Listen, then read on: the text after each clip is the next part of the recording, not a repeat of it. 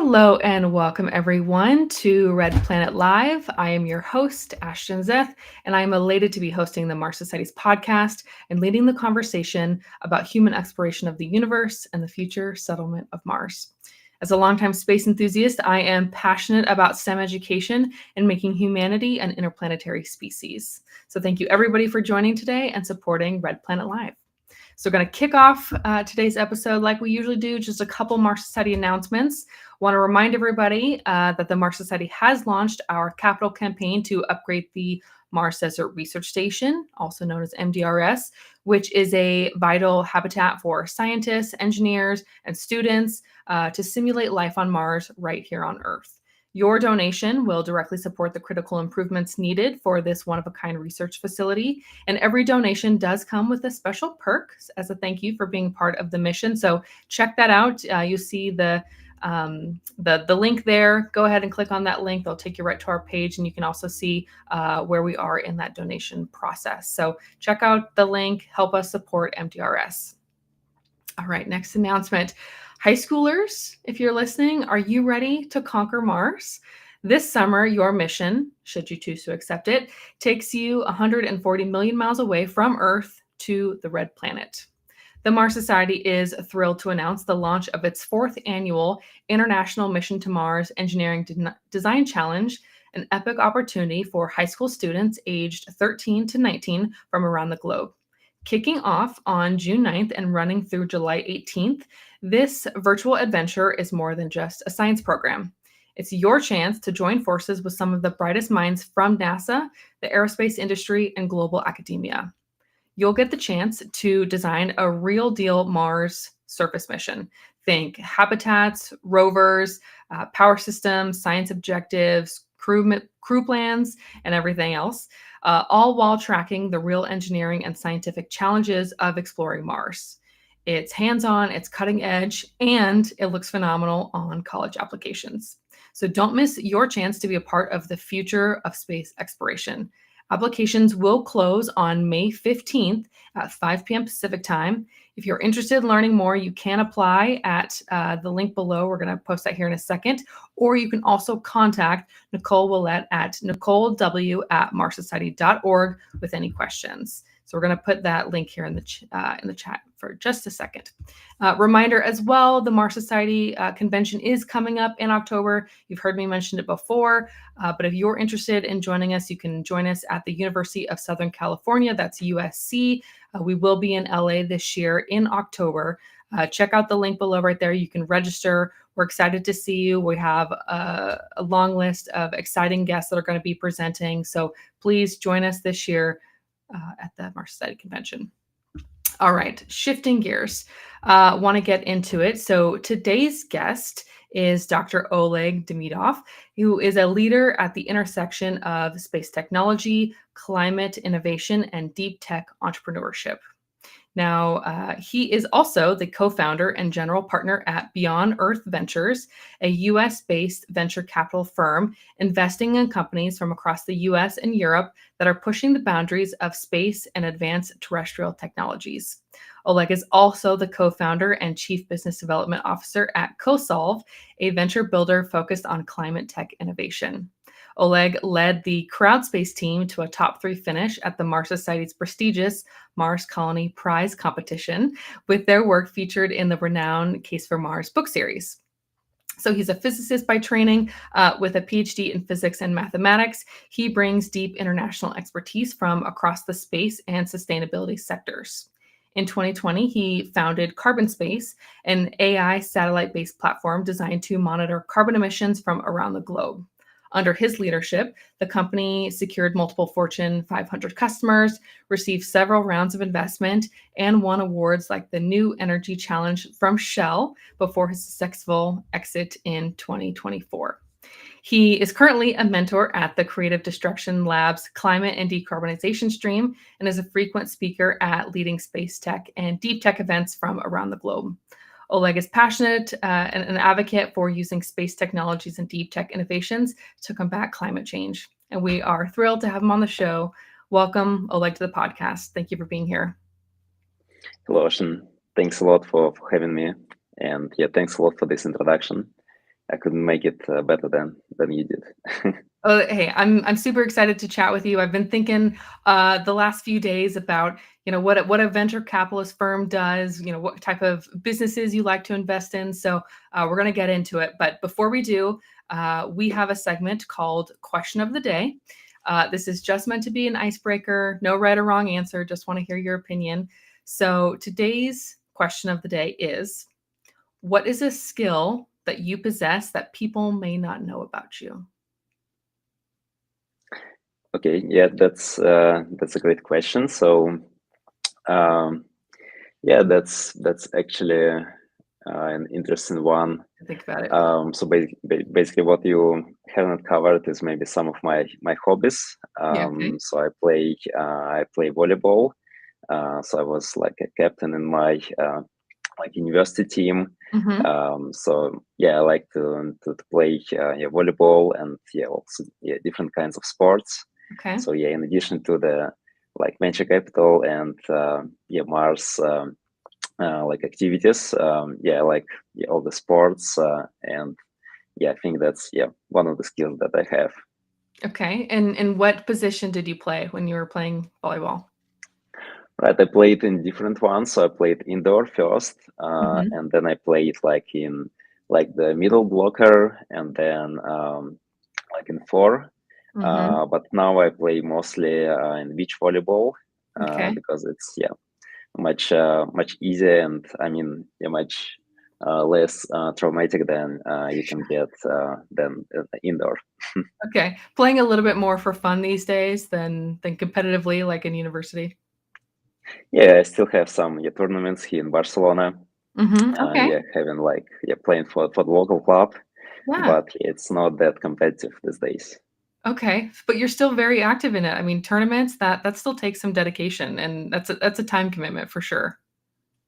Yeah, sometimes I spend like the whole like weekend or like the Okay. whole day of the weekend.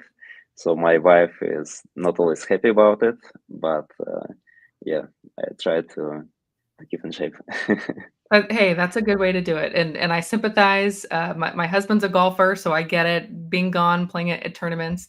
Let's see. For myself, what's a skill that I possess that people may not know?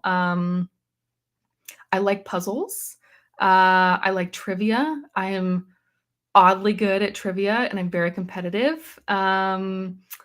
In fact, I watch Jeopardy pretty regularly. I like trivia. I like puzzles. I'm working on a Mars puzzle currently, so people may not know that besides the space stuff, I like trivia. I even when I'm watching like Star Trek, for example, I will look up Star Trek trivia forums and see if I know the answers. It's like, what did Quark sell at the promenade, whatever, and see if I can get those right. So I like trivia and I like puzzles. People may not know that. So there's my skill. Have you won some competitive trivia? No, no, I've not competed in trivia. I think being on Jeopardy would be pretty cool, but I'm not sure that I know enough topics, like well-rounded enough to compete on Jeopardy. But sometimes, like if a sci-fi or pop culture, movie, music kind of question comes up, I can usually get those. But the literature and the geography ones, I'm not quite as good at. So maybe I've got a couple topics that I need to study up on before I could compete in a competition. But that's a good question. Right, right. And what is the longest puzzle that you ever uh, yeah put Oh, together? um, the one I have now is a Mars puzzle, and I think it's either 1,000 or 1,500, but there's no lines, so it's very challenging, and it's not a traditional square or rectangle shape, it's circular, so there's no corners, there's only Wow. a few lines on the edges, but there's no distinct, like, shapes or, uh like colors, everything kind of blends together. So that one's been pretty challenging. The Mars puzzle. I had to pause on it a little while just because I was doing some school stuff and life gets busy. So it's still sitting there waiting for me to finish it. But yeah, eventually I'll finish the Mars puzzle. That will be an accomplishment. I'll be happy about that one. Yeah, good luck with that.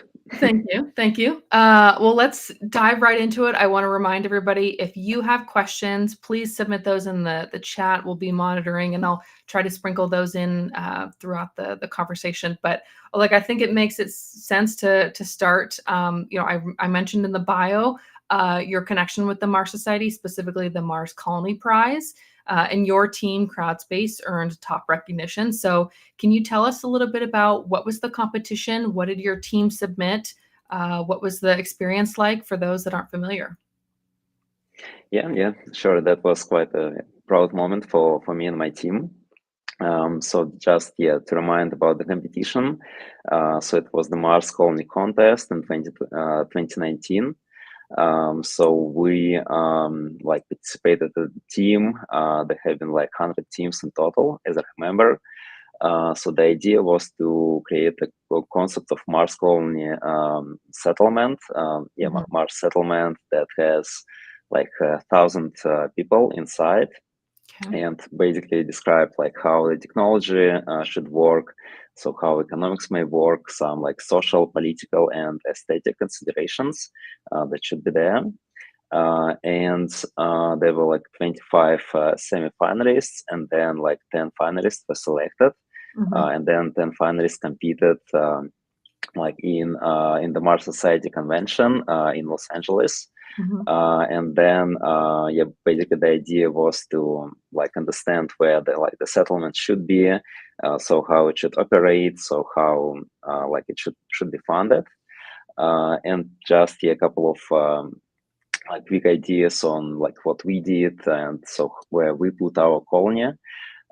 So basically, we selected Valles Marineris as the place to put it because of the several reasons.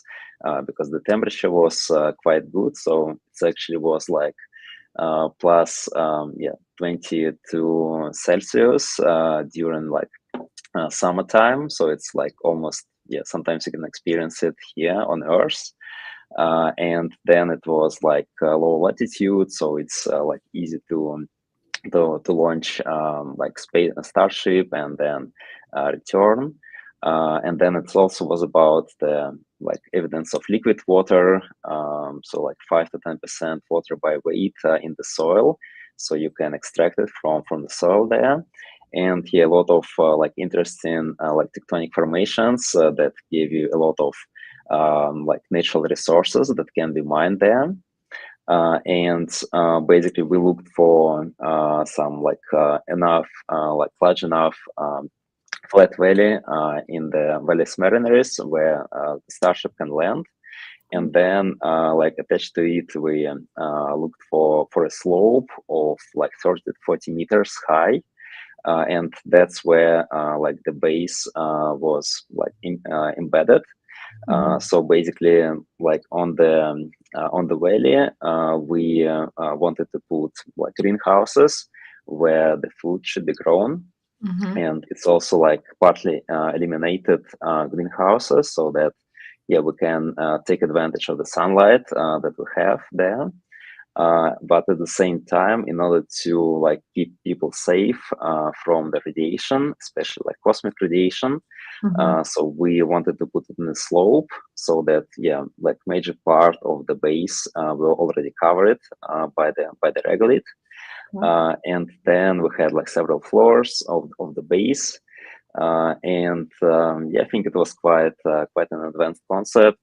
So we thought that like by the time when there were like 1,000 people in the colony, like the colony will be able to produce around like 90% of materials by Mhm. mass, and it will be like locally produced. Of course, like robots will build almost the entire colony, so most of the population will be like robotic population there. Mhm. And from the like energy standpoint, we believe that nuclear reactors would be the major way to go. There will be like some solar panels, but they would mostly like serve some like private needs and some like minor applications.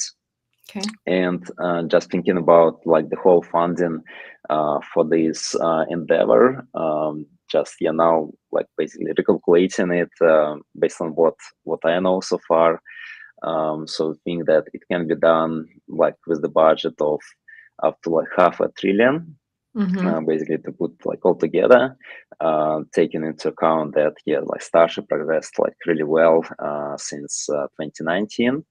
And clearly, like with this scale, there could be some like asteroid mining operations that can start scale based on this colony. So I Mm-hmm. think that was a kind of like major features of what we envisioned in our work. Mm-hmm. And so, how did the competition go? You had an opportunity to present it at the Mars Society convention in LA. So, what was the competition experience like? You talked about your guys' plan and your envision for your settlement. But how did the competition go? Right. So basically, I arrived at LA, and then we had the competition. So it was like 10 teams. So we pitched one team after another. So actually, our team was the first one. So was like quite nervous Yeah, yeah. that day. Yeah. So we pitched, and then so at the end of the day, there had been like selection of the Mhm. winners. So we've got the third place Perfect. right after the team from the MIT and from Poland. Okay. But yeah, that was quite cool. And then we had a party, Mhm. obviously. But yeah, it was a really nice experience, especially talking to people who are like very passionate about Mars settlement and Mars exploration.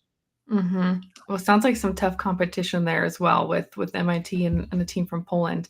Well, very exciting to hear about your team submission, with CrowdSpace and getting a top three finish. That's incredible. So congratulations on that. Do you think you're going to do any competitions like that in the future? I'm talking I about think not yet. volleyball competitions, trivia. Are you going to do other design competitions maybe? Uh, I'm not sure. I think now, like this venture capital job takes all the time. Yeah. Um, yeah. Plus, I have a little baby, so not Oh, not very so much exciting. time for competitions these days. Yeah. Okay. Fair. That's totally fair. Yeah. And congrats on your young child. Well, speaking about venture capitalism, and your company Beyond Earth Ventures, and I know you guys were just going through a name change as well, so I want to make sure that I refer to it correctly. Beyond Earth Ventures, formerly Beyond Earth Technologies. What inspired the creation of the company, and what is the mission of your firm? Right. So I think that this Mars Colony Prize was actually like the major inspiration for our venture capital firm. Because it's also a couple of my current partners who participated in the contest. Hmm. And then it was a kind of like job, yeah, this work where we collaborated on the Mars Colony Prize was more about like fun, but Hmm. also we've been thinking about like can this roadmap be implemented, and if so, Yeah. what it takes to be implemented. And then I think we created a kind of like technology roadmap, understanding that yeah, this is the number of technologies that will help humanity to survive and thrive in Mars, right? And we decided to refine this roadmap, understand which technologies can be commercially viable in the next like 3 to 5 years, Mhm. right? Where there could be some exponential growth.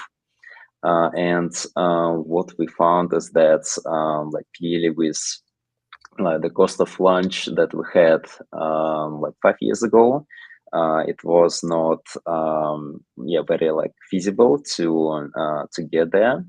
But Mhm. now seeing the progress with Starship and the other launchers, clearly we will be able to move much more things to Mars much Mhm. easier and cheaper.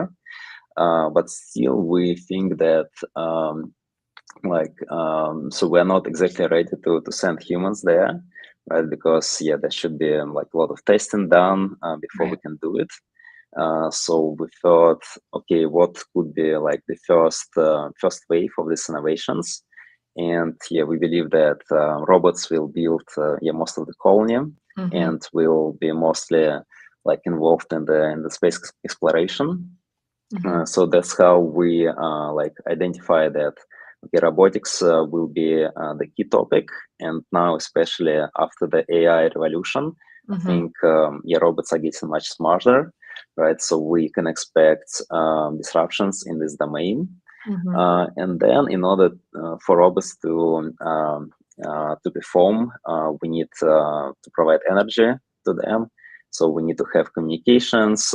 We need to improve the computational power, right? And those are the topics that we have in our fund that are the major domains that we invest in. Mm-hmm. So we believe that okay, we should start here. So that's where the frontier will be for the next like hopefully like 3 to 5 years, especially from the like VC standpoint. So clearly that like you need to invest in science and all these things. So like you need to prepare like um, all the verticals, all the domains to be ready to get there. But yeah, this first related to robots, like the first in our thesis. And yeah, we believe that it's also important that many of these technologies can be used here on Earth, right? We Mm-hmm. can use more robots to make it more efficient.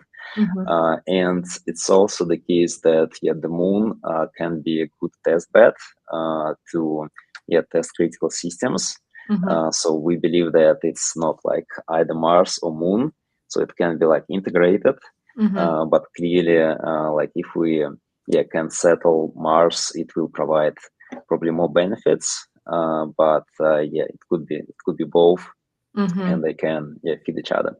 Yeah, it's a long road to get there. You mentioned technologies that are commercially viable. When you're evaluating companies or technologies to invest in, is there specific capabilities, benchmarks, certain achievements that you're looking for that company or that technology to have achieved for you to invest in it? How do you evaluate what companies you want to put in your portfolio? Right. I think first of all, it's in alignment with our roadmap, right, that I just mentioned. Mm-hmm. So the companies should fit the criteria, and they should like develop technologies that will benefit humanity in Mm-hmm. those domains. And then, of course, it's about team. So team is important. So it should be like motivated. It should be professional, Mm-hmm. as like for any startup. Yeah. Then I think for like in our case, it's also about defensible IP, defensible technology, Okay. right? So there should be like patents, or there should be some other forms of protection, Mm-hmm. right? That should sustain startup in the long term. And finally, what we look at is the traction that has already been achieved, and basically the speed of how this traction is has been achieved so far. Because clearly there are a lot of like moonshots that we review. Like people are passionate, but clearly, they should also be grounded in reality, Mhm. right? And then so we prefer that companies should already have daily revenue from different sources. So Mhm. it should not be only grants, Mhm. or if it is grants, then they should come from different places. So that overall the company can be like more commercially sustainable in the future. Mhm. Are you able to share some examples of startups that Beyond Earth has invested in, and what did you draw from that experience of investing in those companies? Right. Yeah. Happy to share. I really like these companies, and I think they are like in line with our thesis. Just have like a couple of them. Yeah. So the first one is Lunar Outpost. So Okay. that's the company that participated actually in the development of the helicopter for Mars Mhm. that we all know. Mm-hmm. and they one of the top companies that is building commercial lunar rovers. So they had the mission with Intuitive Machine recently. Yeah, Mm-hmm. unfortunately, they didn't manage to get off the lander, Right. but they tested what they could test. So it was a successful mission.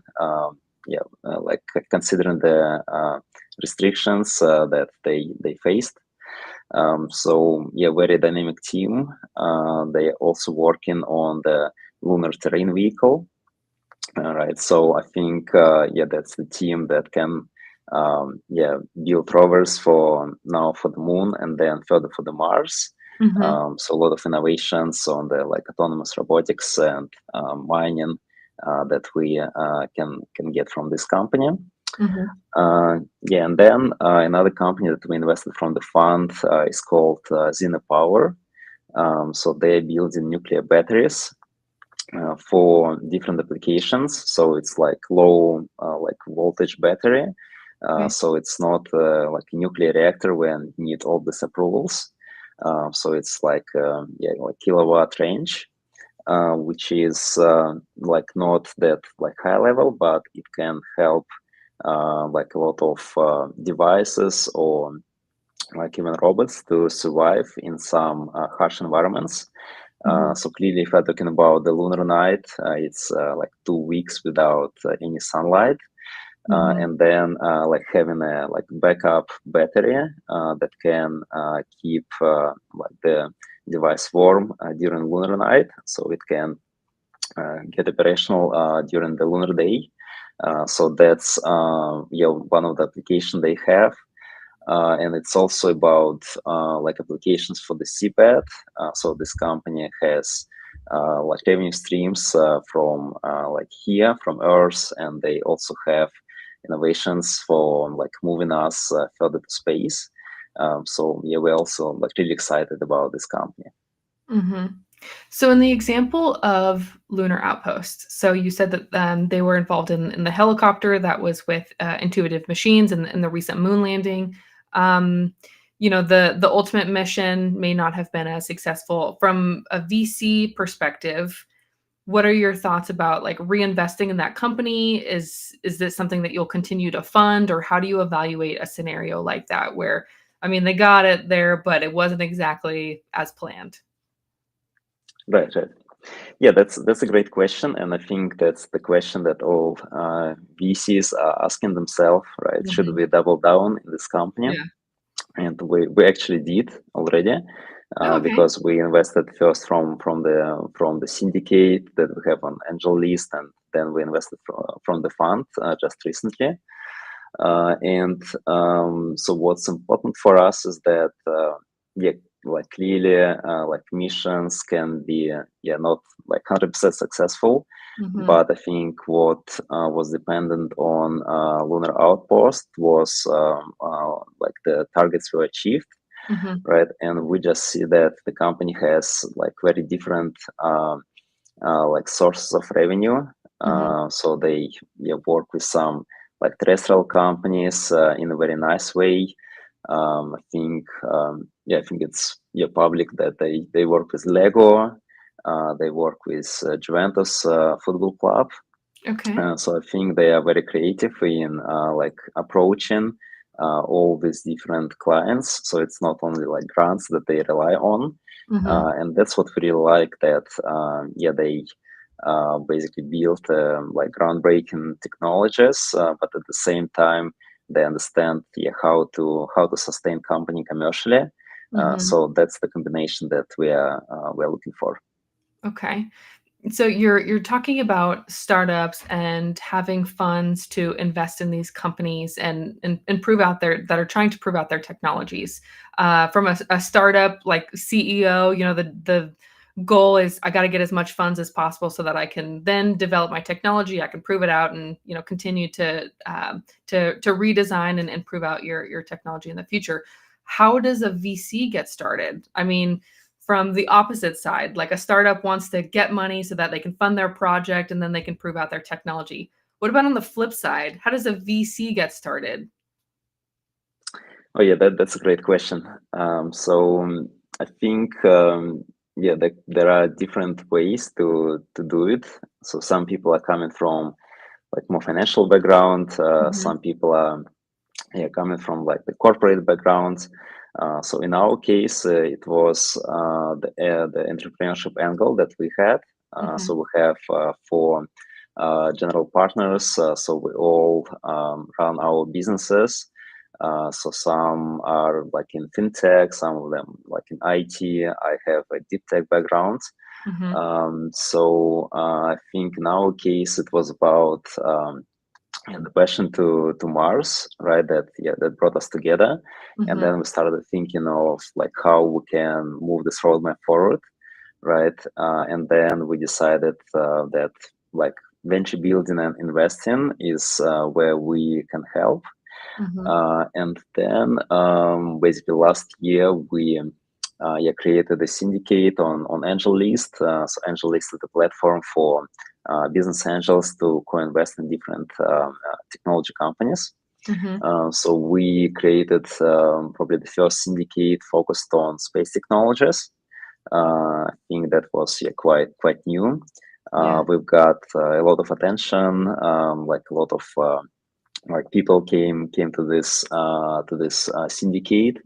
I think just during like 3 months we brought together more than 500 investors in the Wow. syndicate. Mhm. Then we made three deals last year. So one of them was Lunar Outpost, and a couple of more is like Transcelestial that is built in laser communications here on Earth, but also like Earth to space and space to space. And another company was Highwatts, which is hydrogen-based energy storage. So we invested in those companies, and then basically we started continued working with our co-investors, Mhm. and some of them said, "Guys, we like what you do. We like your choice. So if you, but your deals are very complicated, right? Mhm. And that's the case for most of the investors. And they said, so if you create a fund, we would invest in the fund. And we said, okay, let's create a fund, Yeah. and that's how we basically started. So we started the fundraise in November last year, Mhm. and in March we already made the first close. We made a couple of investments from the fund. Mhm. So it was quite, I think, quite quick on our side and in a quiet and organic way.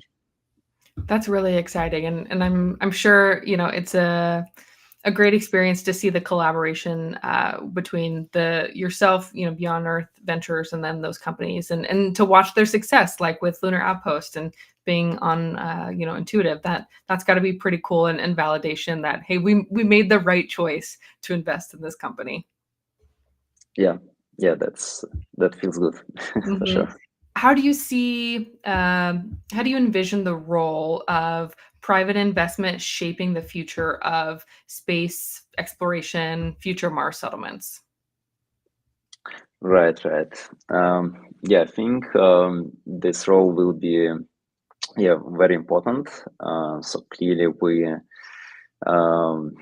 previously before probably before SpaceX, so space industry was mostly about countries building their capabilities, Mhm. right? And it was like really like good to some extent, because clearly like Apollo program was a great achievement, right? And it definitely couldn't have happened just based on the private funding. Mhm. But I think with like SpaceX and other new space companies, it all changed. So we can see that now the majority of the investments in the space sector come from private organizations, Mhm.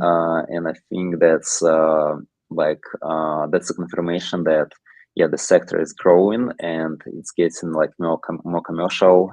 So there are more and more commercial use cases there, and I think that it will be critical to sustain this private funding and increase it. Mhm. And here I think there are like several like ways where uh, yeah, I think several things that are important. The first is that there should be like clear like commercial return for Mhm. these Of investors course. to invest Yeah. in. Mhm. And yeah, clearly, I would say Mars is not like a technical challenge anymore. Of course, there are Mhm. a lot of things that needs to be done to Yeah. get us there, but clearly it's more about like financial challenge, right? Mhm. So if we get there, so how investors can return their money, Mhm. right? And this like link is not completely built right now.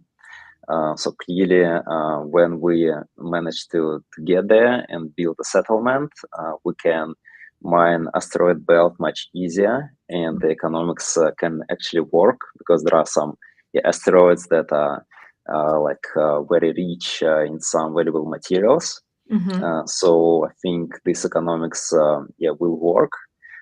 But clearly, the horizon, the investment horizon for these like, yeah, 20, like 30 years, and clearly like VCs that have investment horizon of like around 10, 15 years. Mhm. It's a bit, yeah, still outside, but I believe we will get there. Mhm. And yeah, before we get there, I think there could be some like initiatives that can be like really helpful. Okay. Thinking about X Prize competitions. Yeah. Yeah. So Yeah. what we had for the lunar exploration, right? So we got like a bunch of companies, like really good companies that compete for this X Prize. It was not exactly the targets were not achieved, but the amount of funding that came from like private investors was quite significant. Yeah. And I think if we can establish maybe some X prizes for the Mars exploration, that can help private sector to invest easier in this mission. Absolutely, and the innovation and that could come from initiatives like that is really going to propel the efforts to get humans to Mars. We know investing can be risky. As they say, space is hard. How do you balance trying to fund these innovative technologies that you think have a lot of potential with the risk of investment? It may not work. How do you find that balance between managing risk but also trying to invest in these new potentially innovative technologies? Yeah, that's quite challenging, I should say. Yeah. And I think there are several rules there that we have in our firm. So clearly, we look at early traction of these companies. So we prefer that the company should have different revenue sources.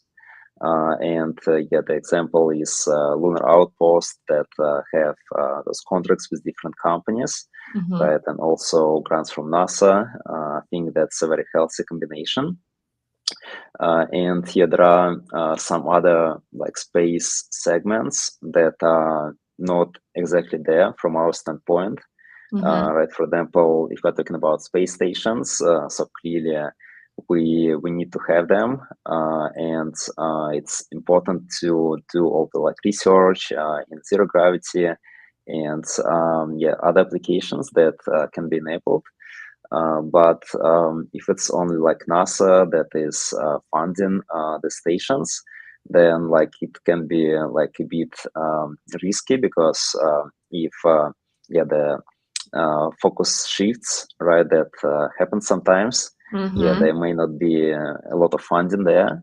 Yep. So that's why there are like, of course, there are like top players, and they are getting more like contracts from like the private sector and from the other organizations. Hmm. So yeah, but I think we prefer like really a diverse mix of revenue streams from for the company. Hmm. And then I think a good like additional value could be if these companies have some terrestrial applications, Hmm. right? So they can use them as the backup plan, and they Right. can generate some revenue in the short term while waiting for like the space demand to grow. Hmm. And that's why we like to invest in energy, in robotics, because yeah, most of these things can be used here as well. Yeah. And like how we look at our thesis is that we either trying to invest in disruptions in established markets, right? If we're talking about, for example, Earth observation, then it's already like an established market, and we would look for like 10x disruption to invest in the company. And we know that the market is already there. Mm-hmm. Or we want to invest in category winners in emerging segments, and we can talk about Lunar Outpost. We can talk about Xena Power, so Mm-hmm. that they are already like leaders in this like small markets. But we believe that these markets will grow, and the best companies will be big enough for VC investments. Mm-hmm. So that's a kind of like our thought process. And I think the final one is, of course, about like additional backing from other investors. So we like to co-invest with like strong professional investors. And it's, of course, about momentum, right? Because it's not always the right time for the right innovation, right? Mm-hmm. And in many cases, it should take like 2 or 3 fails for innovation Yeah. to actually go to the market. And then you're trying to understand, is it like the right time to invest in this innovation? Like, is it like mature, or the demand is mature enough to sustain commercially this innovation?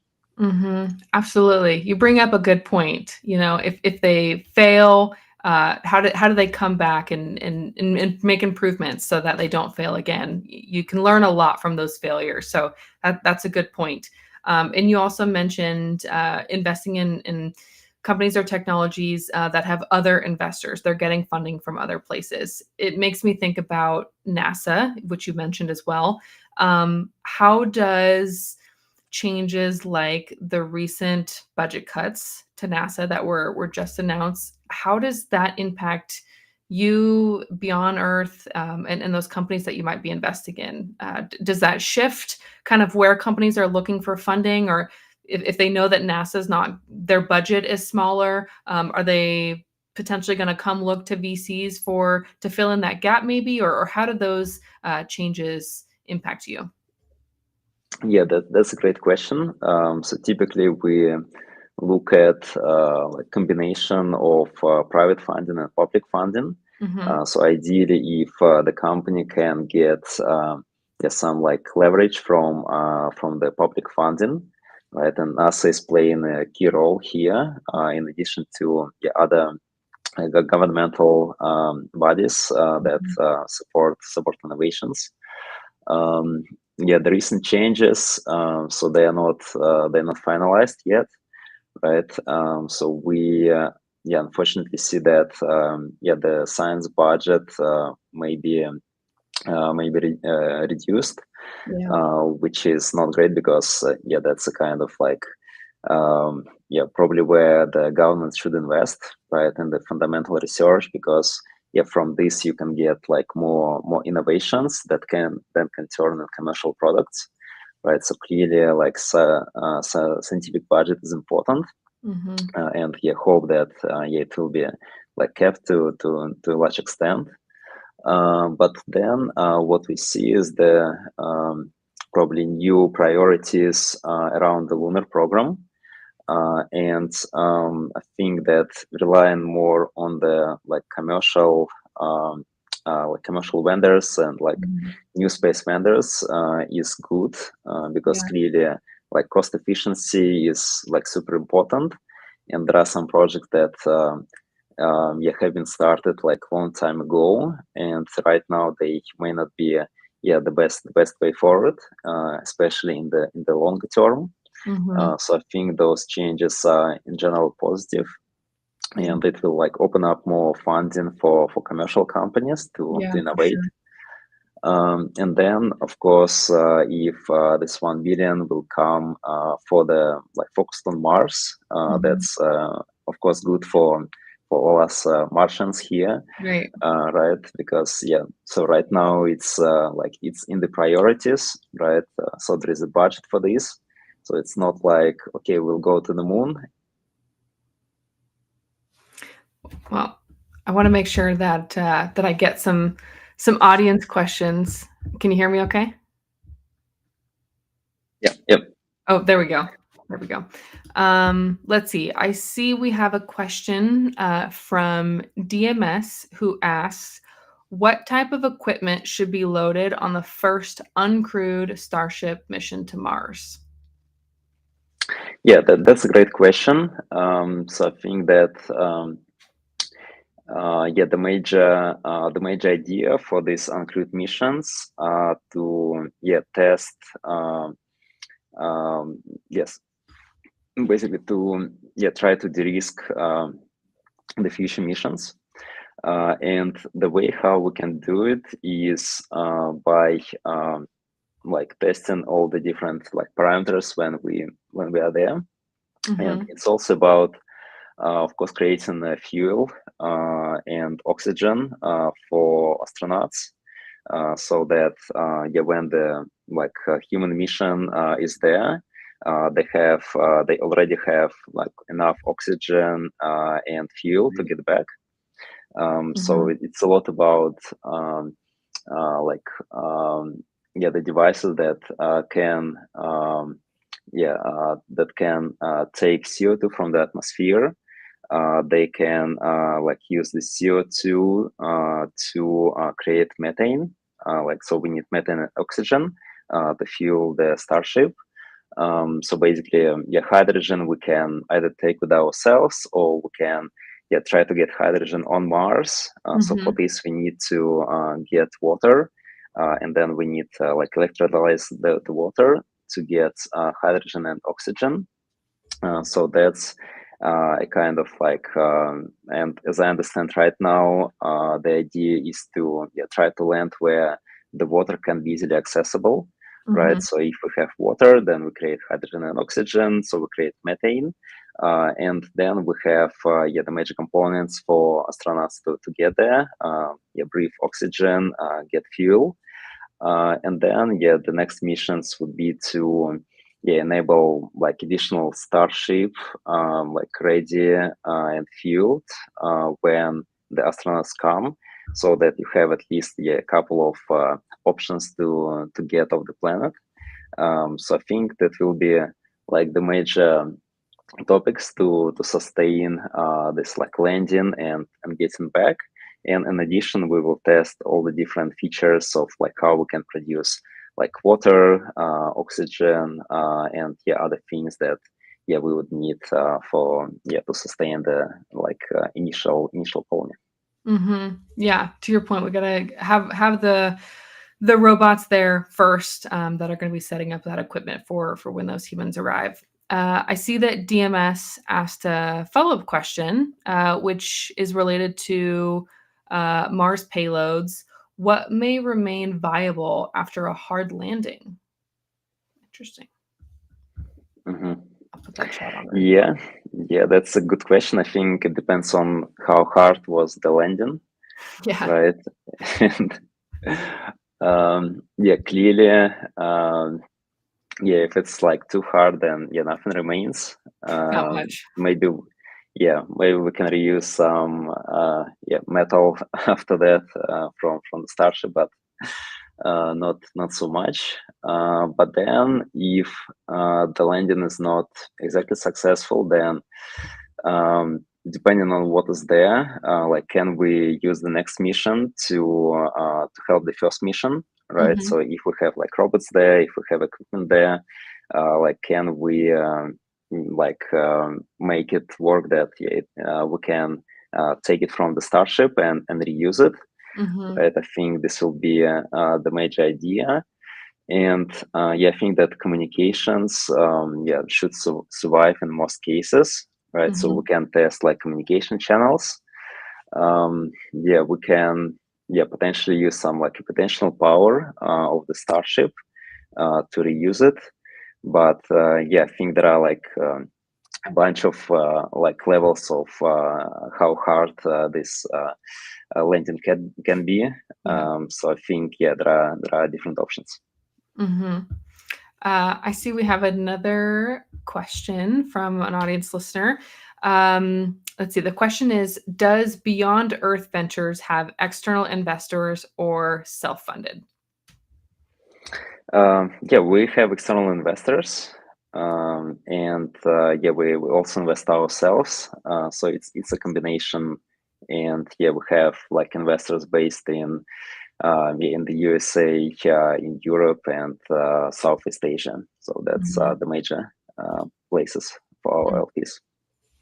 Um, are individuals that want to invest in space companies and space startups and technologies, is there a way that the average person could invest through Beyond Earth, or is that not an option currently? Yeah, so when we started the first syndicate on Angel List, so that was the idea that we want to democratize access to space investments. And then basically now syndicate in typical deals, people can invest starting from $1,000, right? So yeah, basically everyone can invest, could have invested in Lunar Outpost or Xena Power, and Mhm. then basically yeah, come home and said that yeah, now I'm supporting lunar rovers that that are going to travel Mars one day. That's pretty cool, to say, "Hey, I helped get that there," and although it's a small piece, I helped. I see we have another question here. You mentioned robots as the biggest opportunity right now. What's your favorite robotics startup? Huh. Yeah, clearly Lunar Outpost is one of them. Mhm, But yeah, I think that there are a lot of like really cool companies.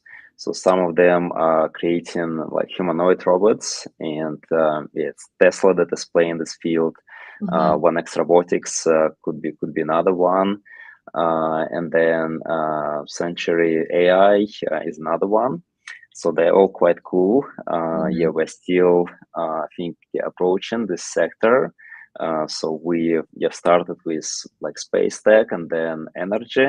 So I think mhm, robotics is what we are currently exploring, and you're trying to identify the champions in this market. mhm. I'm curious, what do you think about companies, like private corporations and even VCs?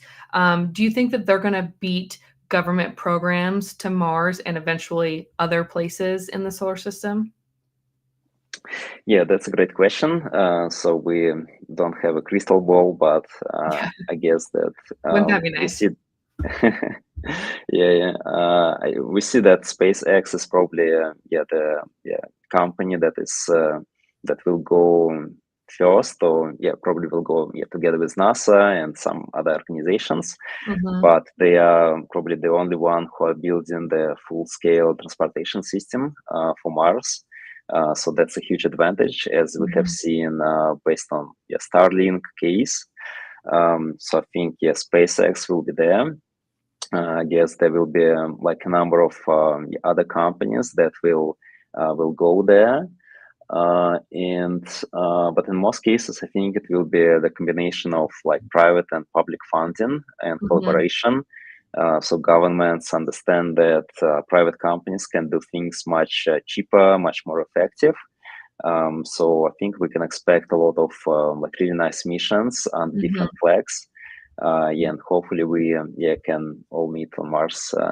It was Okay. from different countries Yeah. and Well, companies. at this point, I mean, no private company is gonna be able to launch off Earth without some government regulation saying, "Yes, you can do that," or "No, you can't." So, of course, at some level, it's gonna be a private and public venture.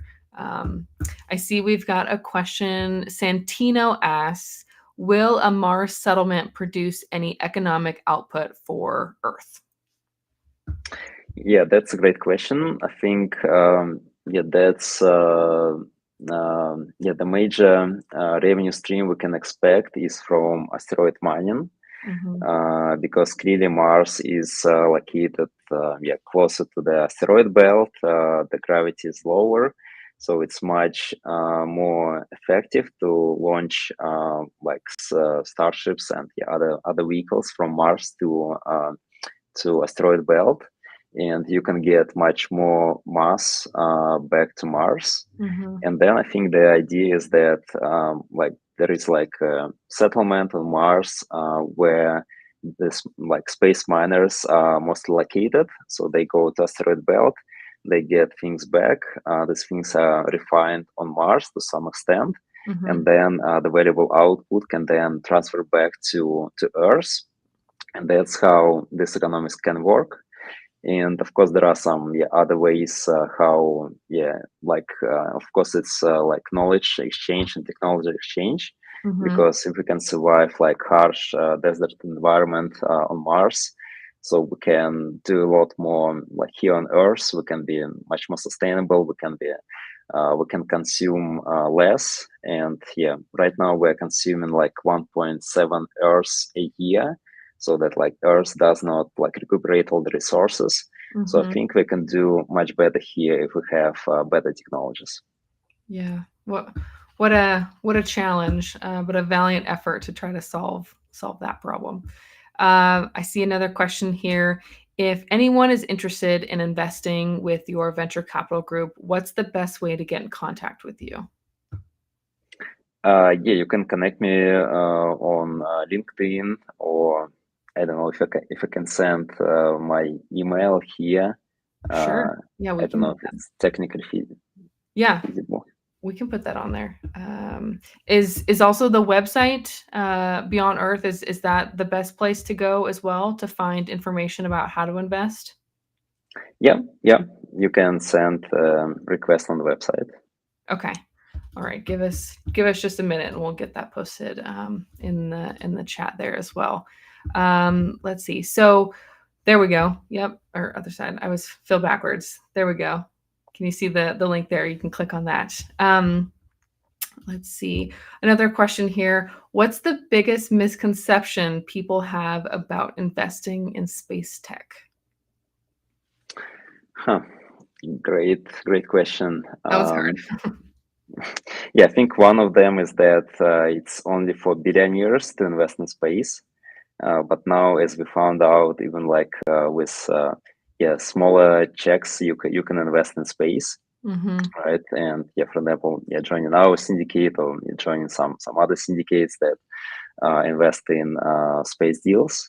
Mm-hmm. And I think another one, which is like really important for me, is how like space and climate are interconnected. Because in many cases, like people who are like focused on climate, they say, okay, why should we launch all these like space vehicles? So they pollute our atmosphere. They have like carbon footprint. So Mm-hmm. why, and we have a lot of issues here on Earth. Right. But I think that from my standpoint, the important topic is that there is a lot of intersection and a lot of technology that can be used here on Earth. Mm-hmm. And if you look at the Apollo program, like the amount of technologies that came from this program is so huge, and we use it like in everyday life, and we don't even know that. Mm-hmm. Right. And as I mentioned, if we can build technologies for Mars, we can sustain in the harsh environment of space, then we can do much better here, and we can fight much more effective against climate change, and we Mm-hmm. can save more resources. So I guess that's an important misconception that would be good to fix. Yeah. Is environmental impact and sustainability typically a quality or something that you look for in a company that you're going to invest in? Is that a factor that you're trying to contribute when deciding, do I invest in this or not?